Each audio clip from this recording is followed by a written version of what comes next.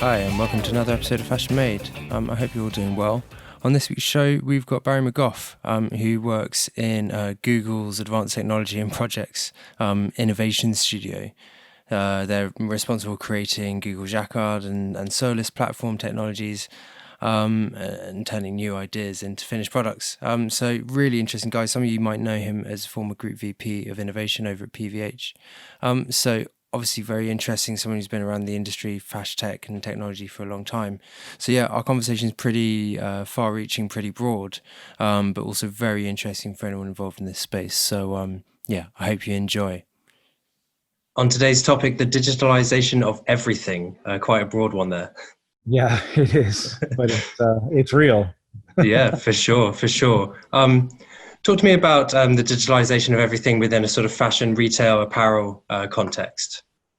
So this is something that we've been seeing for a while anyways. I'll probably reiterate this in our talk, that what is happening with this concept of digitization of everything, a ton of gasoline has been poured on this fire.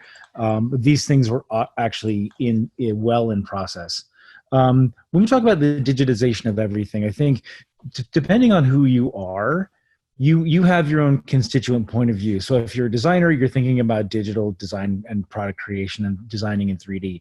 If you're in digital commerce, then you're thinking about the digitization of how you can sell. But really what we're looking at is this idea that we're coming to a very rapid sort of denouement of end-to-end digital product creation that starts with the idea and then ends, those digital assets are created, and then it works its way through the product creation and selling and commercial cycle, and then even into end of life. So I'd like to think of the digitization of everything in our sector in basically three different buckets. First of all, I would kind of look at digital product creation and say, okay, what happens there when we're thinking about PLM, 3D design, those things that are sort of very well known to us. When those assets are created in 3D, then those assets are portable throughout multiple environments. When we start to look at, can we validate those things, then there are now data-driven research companies like that are working on heuristics that can start to test trends. Is it desirable? Does it work for your brand? Is it on brand for you? Do you have any consumer insights? Eurotech is a great example of someone who's working on that right now, based in Paris. Then you start to think about what happens in the digital supply chain. So digital supply chain was starting to work anyways in terms of the digitization of everything. So you think about what happens when you're making product digitally, when you can start to automate manufacture. It also becomes a digital process because you're getting closer to that one-to-one manufacturing scenario. So then we start to think about, okay, well, if there's this digital product creation bucket, then there's also what we refer to as digital product. So digital product would be product that's connected to the internet in some way, shape, or form. So that's very much the work of what's happening at Google right now with Project Jacquard and Project Soli. You see what Nike's doing underfoot. Under Armour trying to digitize their physical product so that it's connected in some way to the Internet of Things, and it starts to generate data and experience.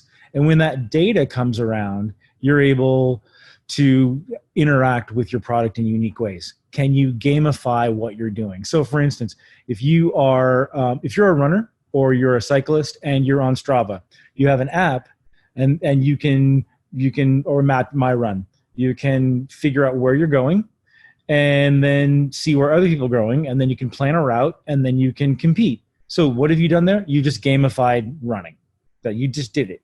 Now, if something's happening underfoot, that can give you data on how you're specifically running or training or biofeedback, then all of a sudden that data can become more interesting. That is connected to the IoT. There's also, so that's very obvious, I think, when we talk about the digitization of product. The other component of it is the digitization of product and what we call XaaS or the sort of anything as service model. So as we start to think about the digitization of product in different ways, not just is it physically connected to the internet, we can start to think about product as service, software as service, internet as service models, where we're starting to create these digital assets. So for instance, Rent the Runway or Farfetch, right? They are digitizing their product. They're saying, okay, well, we can rent you something and then it has to come back. Well, how is it tracked? What are the mechanisms that it's tracked back? So that's going to be a logistics trail. That's going to have to be some product identifier on there that can be scanned, or maybe RFID, right? That product's digitized, and then its journey is also digitized. So as we start to look at different ways for people to transact, product will become more and more easily digitized. So you think about rental models, subscription models. Think about Stitch Fix. The way Stitch Fix works is that it sends you a box of items that are based on your personal and demographic profile and psychographic profile. And then they want you to buy all 5 things. So when you buy all 5 things, it's great. They got it right. If you send back 3 things and you send back the cowboy hat, they say, okay, well, you don't like cowboy hats. We'll never send you a cowboy hat again. They use algorithms and deep learning or machine learning to learn more about you as a one-to-one consumer. So what they're looking for is increased consumer satisfaction, less returns, and a better business model. But they're using data to do that. So that box has just been digitized. So if you're thinking about this idea of digital product, there are several ways where product becomes digital. And this becomes even more important as we start to talk about the changing retail landscape. What are different paths to purchase? And how can we start to increase consumer satisfaction, and if we're going to spark joy, right, in what it is we're doing with our end consumers, how do we get it right better every time? That's the digitization of product. That's a huge bucket. But there's been a third bucket. Like the bigger bucket is the digital experience, right? So if you think about digital experience, there's a couple of different ways which you're starting to see that the digital experience is enabled. So RFID, it's been in our supply chain for years. It's becoming cheap as chips, right?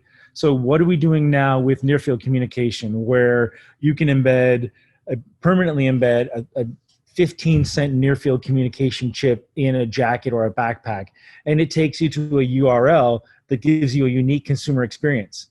Would that near field communication chip take you back to a PDP page?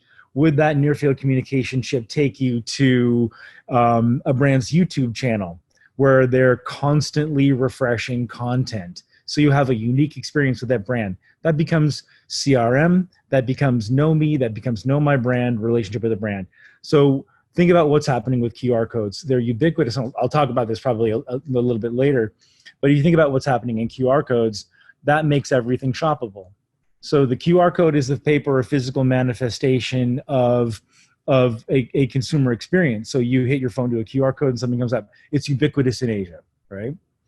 The NFC chip would be almost like an embedded QR code that never goes away.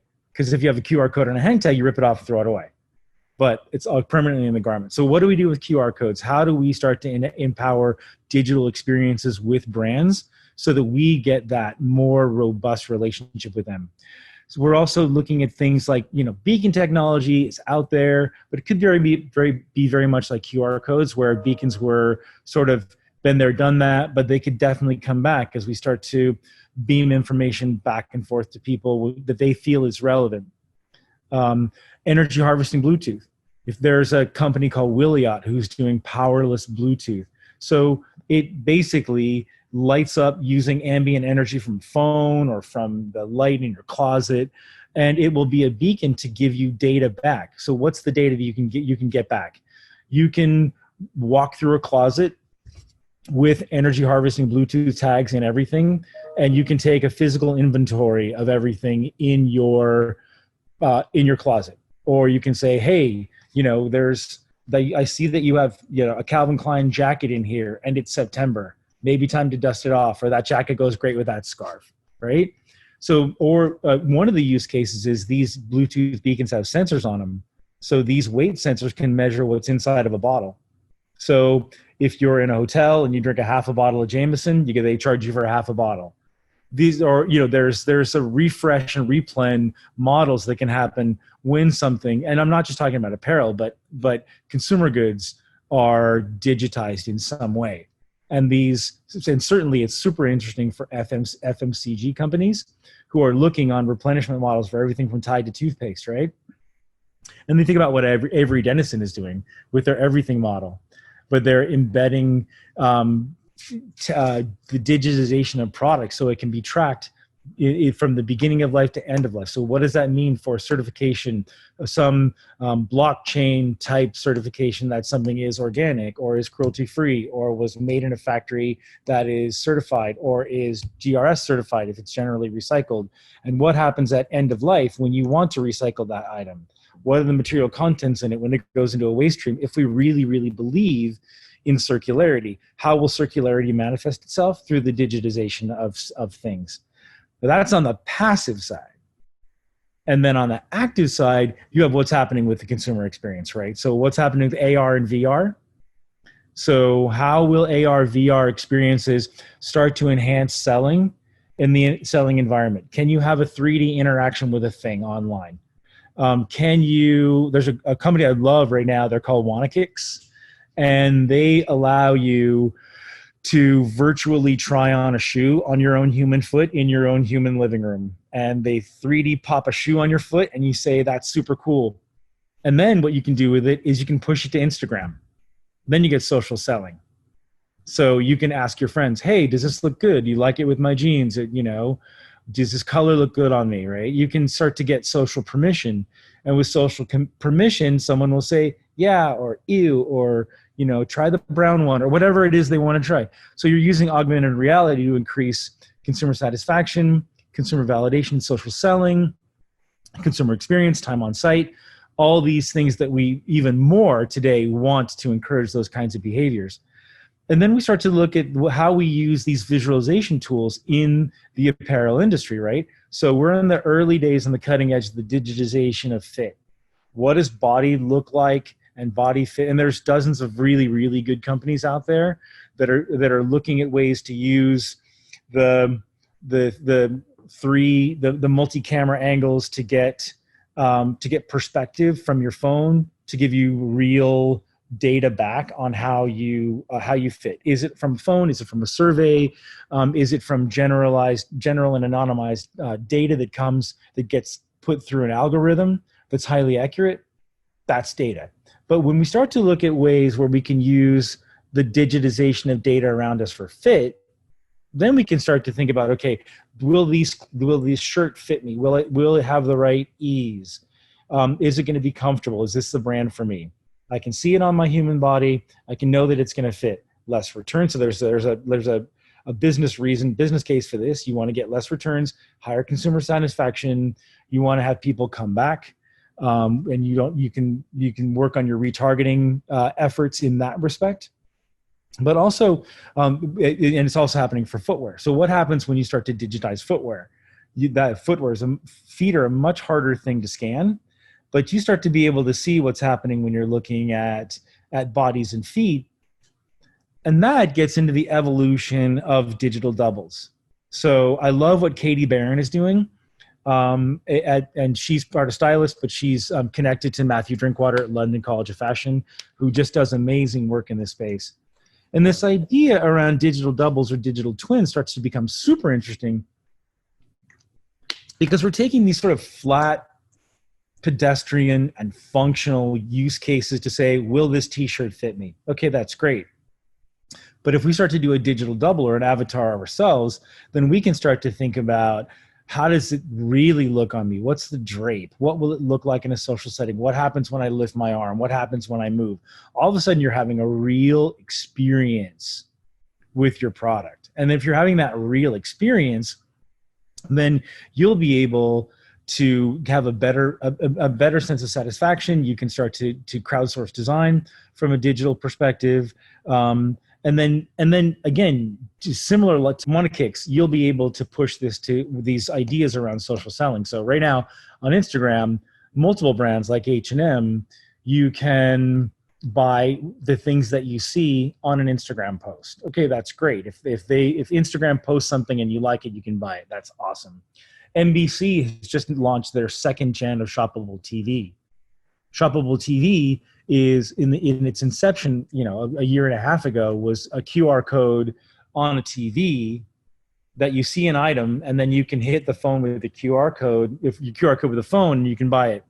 But they've just gone into video format with people that have touch screens now, that whatever they're watching on, Law and Order or, 911, that's our new sort of stupid binge watching show. Then you can click on that. You can actually touch it and buy it right there. The shoppable TV is going to be a really, really interesting way to create new commerce. And one company that I really, really like right now is Site, SYTE, and there's a couple people that are doing it. And they actually are going in using AI, like deep learning models and deep AI models, to be able to tag things that are in people's normal day-to-day Instagram, like, your auntie wore a big white hat to an Easter parade, and you can just click on she took a picture of it, and you can click on her hat and figure out where to buy that big white hat with a peacock on it. So they're able to do all this sort of web scrape, social scanning, and then applying data on it to be able to make even people's normal posts shoppable. This is all things that are happening when we're talking about the digital experience. And our expectation, our expectation is Minority Report. Move your hand back and forth in the air and you can do whatever you want. And I'm kind of pissed myself that I can't do that yet. So when we talk about this idea of the digitization of everything, going back to digital product creation, digital product itself, and then the digital experience, those kind of buckets that we put it in, we're actually talking about different ways to get to Minority Report. And to me, the mind-blown fact of all this is that all this is being driven by the exponential technologies that we talk about in an abstract way, but we have to assume they're coming, and they're happening in different industries, telecom, mobility. But when you think that what's happening with AI and 5G and these and big technologies, the exponential technologies that are driving this, we're pushing this way because we want to, because we need to, because consumers expect the Minority Report emotion to happen. But it'll all happen as we push against the current constraints of how fast data can move, because it has to happen in the cloud and it can't happen on the edge. When it happens on the edge, then you'll have real-time AR, you'll have real-time edge computing for mobility, you'll have real-time data back so that people will understand, and brands will understand end consumers and will understand brands. We'll be able to do this. So we, in the innovation community, keep a real sharp eye on what's happening in exponential technologies, because that's the event horizon, that's the power that will enable all these things which we want to happen anyways. And all this is being driven by the end consumer's expectation, and it's only gotten more intense with the current climate. Yeah, goodness gracious me, there's a lot there. But those buckets that are all quite separate and actually can act within their own silos sometimes. Which of those buckets do you think is going to be the first mover to have this sort of total zenith of connectivity? So I think it's probably going to be the digital experience. That's going to be the one that's the most obvious. I think if you think about what's happening in the digital experience space, we are going to be leaning in hard to the online direct-to-consumer experience as so look, there are some things that were already happening. When you think at retail consolidation, 2 years ago, we were talking about the retail apocalypse. So if they say, as predicted, that by this time next year, 50% of department stores will be closed, we can't actually be surprised because we've been talking about it for years. So it's just an acceleration of something which is already happening. When we're thinking about nearshoring and onshoring, that was already happening anyways. So the idea that we're going to have shorter and leaner supply chains, that was already happening. So the idea, and one of the reasons we were talking about as an industry, nearshoring and onshoring, is because we were seeing the need for personalization and customization on everything from, like, personalization would be to put your monogram on a dress shirt, or to have a pink collar lining on a white shirt because you like it, that's your jam, right? And then the customization part of it is, how can we customize fit? All the work that's been happening over the last few years about looking at being able to digitize the human body to get to better fit, we're coming from two different directions. One, how do we minimize returns? And two, how do we increase consumer satisfaction with the brand so that they know that when they buy that double extra small, that it fits my human body perfectly, even though when I go to another brand, I'm a large. How do we make that connection without the standardization? So we were looking at the ability to make in smaller and smaller cohorts. Anyways, think about Starbucks. Starbucks has really done a great job traditionally in trying to figure out how to digitize their cohorts, to figure out what certain demographics and psychographics will need and order in certain ways. And one of the really big success stories around digitization was what Starbucks' ability to be able to buy online and pick up in store. BOPS, there's two companies that have done it really well in the States, Starbucks and Target. They use data to do it. But what they needed to do was figure out how to get smaller and smaller cohorts. So if you're like this and have these traits and do these things and have this general commute and live in this zip code, you're probably going to want your coconut milk skim whipped latte with a caramel, flippy flap, right? We're gonna need to order 10 of those, not 2, because that's what you're gonna do. Right. So having those digital cohorts has been really interesting in other adjacent industries. Similarly, we know that we're I don't know if we're not there yet, because we're not a digitally native industry, right? But we know that we need to be able to get to smaller and smaller cohorts, and that was already happening anyways. So all these things were already happening anyways, and now sort of just a ton of gasoline has been thrown on the fire to say, wow. So I'll give you a kind of an example. A gentleman who's a super good friend of mine is the SVP of a running company in Seattle, running shoe company in Seattle. And he told me just last week that their e-commerce business has gone up 300%, over 300%. In the last several weeks. 15% of the visitors to the site have never run before, and 65% are reporting highly increased mileage in their runs on a regular basis. So they need the interaction with the brand more than ever. So what they'll need to do is increase their digital presence to be able to accommodate new runners. Maybe they were only preaching to the choir before. And now they say, wow, okay, well, we need a whole new digital platform to be able to react to that cohort, right? And then how do we react to people that are doing on higher miles? If, for instance, their goal is to run injury-free, right? Just changes everything. So they're going to have to lean in harder into their e-commerce platforms and everything that they do based on the data, and then have a closer and closer relationship with the end consumer. And I do believe, and I go out on a little bit of a limb here, one of the things that we see from a data perspective and a GDPR perspective is that we do pay a lot of lip service to the need for us to have privacy. Now, and this is just me talking, okay? I don't know very many people who read the fine print when they get an app on what the permissions are. Usually people just accept. I've never read the legalese, so we're allowing people into our lives every single day.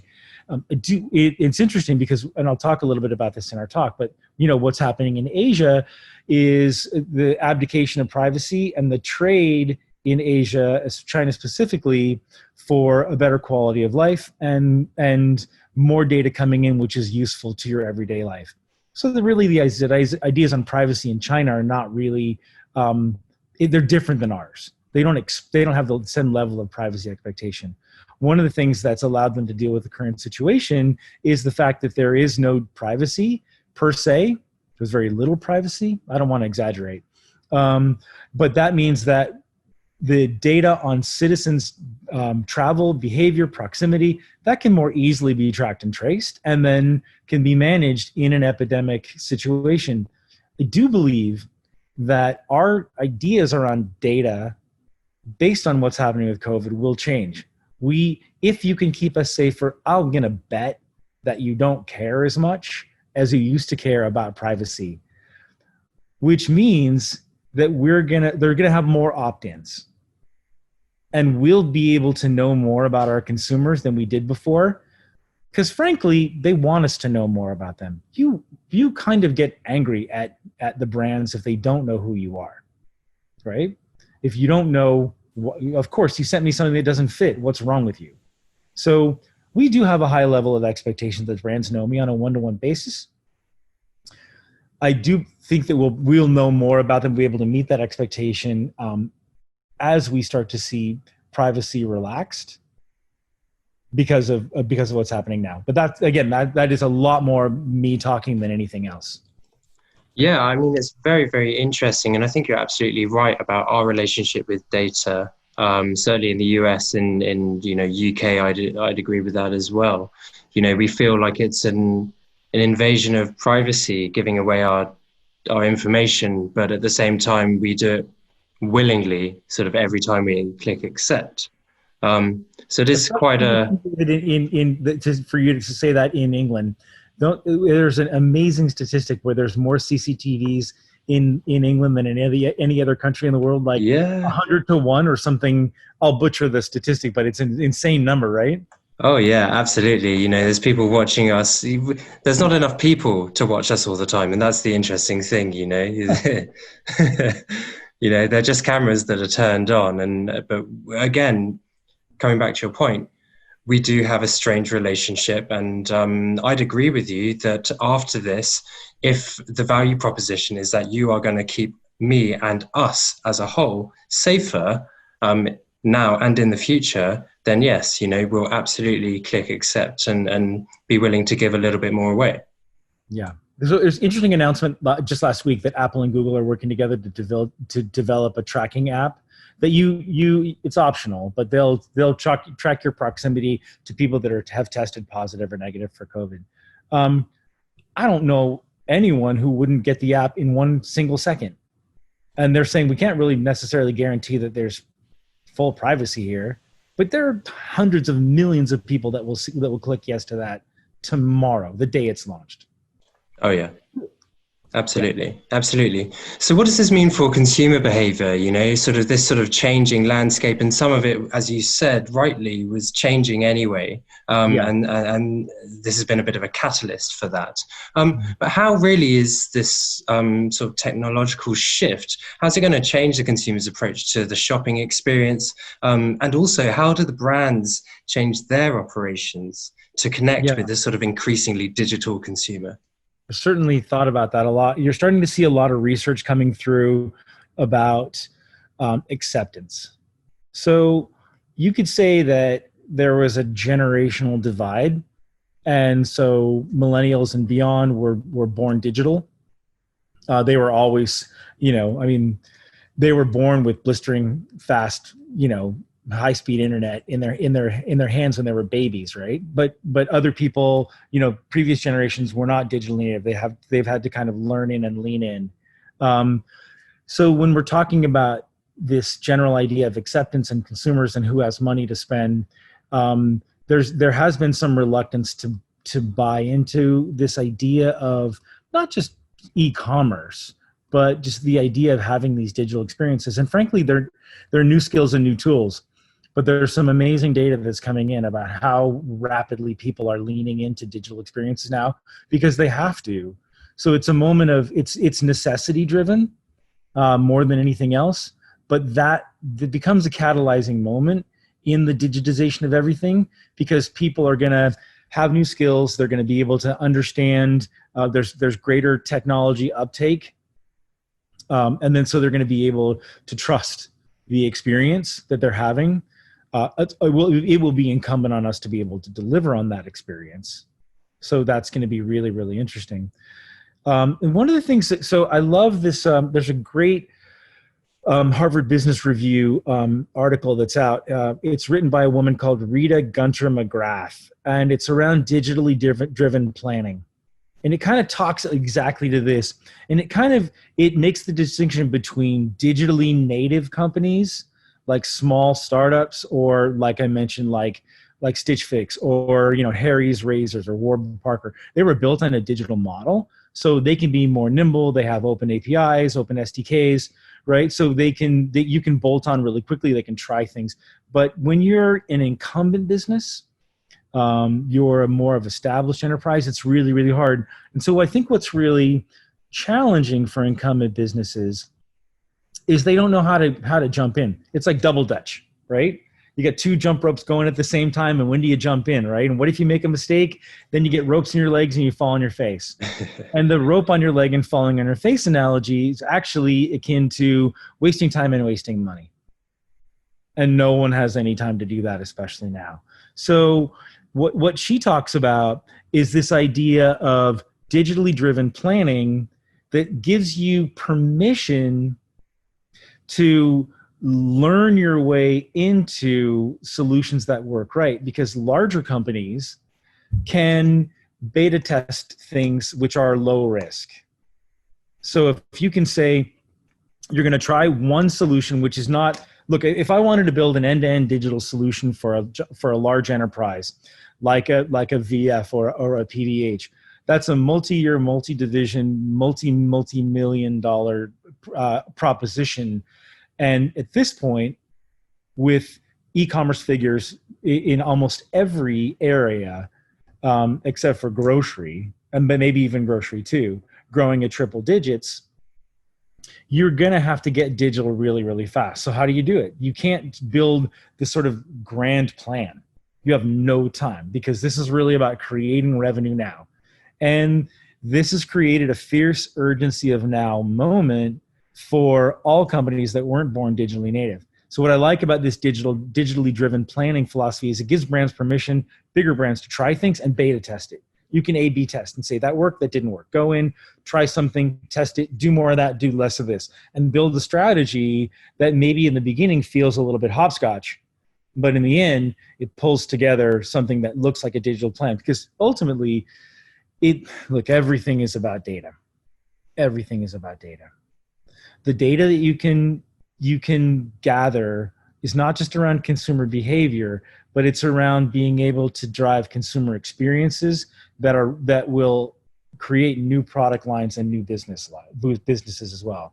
So companies that don't have a data strategy, they don't have data management, they don't have a data lake, they're they are at a disadvantage. And there's something really interesting that, being in the Google environment has been fascinating.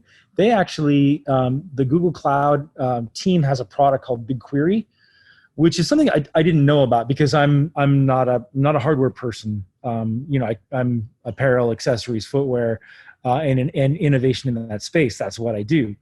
But they have something called Bigquery, and it basically is a cloud version of a big data server that allows you to bring in sort of, you can call it, garbage data or contaminated data, because usually you have to clean up your data, then put it in data lake, and then manage it. They have a way to use an AI model and an ML model to clean up that data as it goes into their cloud lake, and then to be able to use it immediately. And it's interesting because, a few years ago, when I was at PVH, I was visiting Silicon Valley and visiting Google, and it's when Sundar made his big pitch to say that Google wanted to be an AI company. I didn't really think of that. It wasn't obvious to me as an outsider, because Google, to me, especially at the time, a few years ago, was really all about search. So, but as they started moving into the hardware business units, working with Nest and Chrome and those hardware areas, and developing projects like Jacquard that we work on now, which is the physical digitization of product with Jacquard and Soli.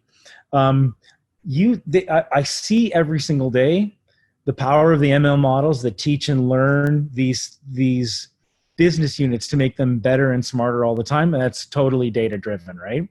And so I love the idea of something like Bigquery, because instead of having to do it backwards and clean up your data to get it in, they're using AI and ML to clean up that data for you. Those machine learning models are working to make sure that it's fast, efficient, and inexpensive, which is an amazing, amazing way for companies that aren't digitally native to get into data management. Because if you follow this digitally driven planning tool, like Rita McGrath says, then you're going to be putting together a hopscotch of solutions, which in the short term will give you the results that you need. And let's face it, we need short-term results today. But in the longer term, as you start to aggregate that data, there will have to be an IT strategy that says, what will you do with that data and how will you manage it? From a CRM perspective, from a retargeting perspective, from a brand building perspective, from everything that's happening on D2C. And then will you digitize your product in that way? Will you decide to go to rental or subscription models because your project's now digitized, and you know which cohorts in which areas are transacting in different ways, which will say, hey, a subscription model, for instance, makes sense.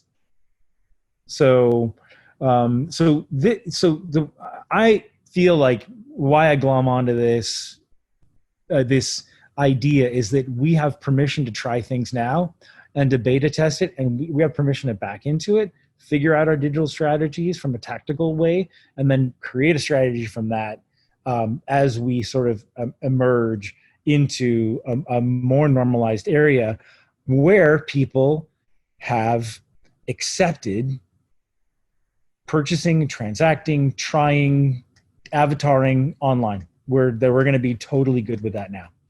Yeah. Do you think that people as consumers now are happy with the lack of perfect replication from physical to digital in their sort of shopping experience, i.e. the shoe that you might try on with an AR app? You know, obviously you're not going to know fit preference or something like that. But do you feel like people are ready to spend their dollars with those imperfect solutions, as you might call them? Well, I mean, I caught a lot of vision when I saw Katie Barron's video on digital doubles, because that makes it more, it's less clunky and more personal. Your own personal face is on it. Your own personal body type is on it. And then you're wearing, something from Levi's or LV, or, you say, oh, I love that. I do love the way that looks. And you can place that digital twin or avatar of yourself in an environment in your house. In the same way, look, Lowe's has done an amazing, amazing job, and they've transformed furniture buying. Same with IKEA. You can get a couch, do a VR version on your pad or phone, and then say, what would that couch look like in my living room? Okay, I thought I wanted brown. I think I want blue. And then, how high are the legs? What pillow? You can buy pillows, change the pillows. Literally, like, I want this pillow, this pillow, this pillow, this pillow. Side tables, whatever it is. You can do your whole living room, and then buy now. Boom, just push that button, buy now. So in that same way, there's a much higher level of acceptance in certain sectors. So I would buy a couch. I bought a little couch on Wayfair last week. I didn't do a digital version of it, but I had to physically measure. I had to get out the tape measure. I had to kind of go through, and it was hard. It took me, I went on the site 3 times. I'm just telling you a personal story. I was on the site 3 times. I kind of messed around with it. Happily, it worked. I didn't measure it wrong. I really like it. It was inexpensive and a nice couch. I'll show you a picture sometime. But I would have done it much faster if I could have visualized it. So the higher the resolution and the better veracity of how that looks on my own human body, my own personal human snowflake, the more I'm going to be able to like it. And that's why, again, I caught a lot of vision from what Katie said, because I could see that what it would look like on me, and then I have a higher trust level, and with higher trust, I'm more willing to transact. So Nice. So what was that, Katie? Katie Barron, Yeah. from Stylus. Fantastic. Yeah, I'll Got a check it YouTube out. video. I think you can grab it on YouTube. Fantastic. Well, look, Barry. Yeah, we'll do. Hey, Barry, look, thanks so much. That's amazing. I mean, there's so much here to get through. You know, I'm sure we could speak for hours. So perhaps we can have you on again another time soon. Would love to. Yeah. Thanks. I love this. Appreciate it a lot. Thanks, Barry, for joining us again this week. It's been really, really interesting chat. That's about all we got time for this week. But just before we go, on next week's show, we have Michael Longigan, who is professor at LIM College. And so we're obviously going to be talking about addressing the digital skills deficit, something that I know is close to everyone's hearts out there, and also how academia can support the industry as a whole, and what the challenges are for them in particular, and how really we can all work together to address those. So that should be a really interesting conversation. Hope you can all join us again then. Until then, stay safe, take care, bye-bye.